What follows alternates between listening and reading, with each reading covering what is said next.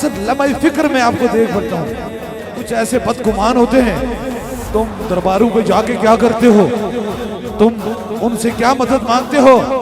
और बंदे से बंदा नहीं मदद मांगता, बंदा तो रब के आगे हाथ उठाता है, मदद तो मेरा खुदा करता है।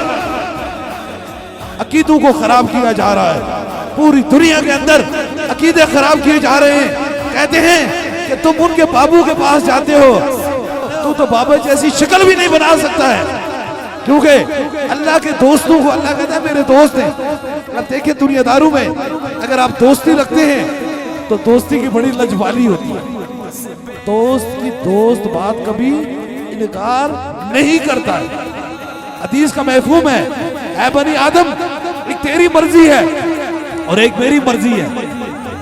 अगर मेरी मर्जी के मुखालिफ तू चलेगा तो मैं तुझसे तेरी मर्जी छीन लूंगा, लेकिन अगर मेरी मर्जी मेरी रजा में चलेगा तो मेरी मर्जी भी बस तेरी मर्जी हो जाएगी। इसलिए मैं उस सूफी सफा हजरत क़िबले आलम पीर मुसज्जफ़ सरकार रहमतुल्लाह अलैह की नज़र से हूँ, जिन्होंने अपनी मर्जी से नहीं बल्कि रब की रसूल की रजा की खातिर पूरी जिंदगी गुजारी।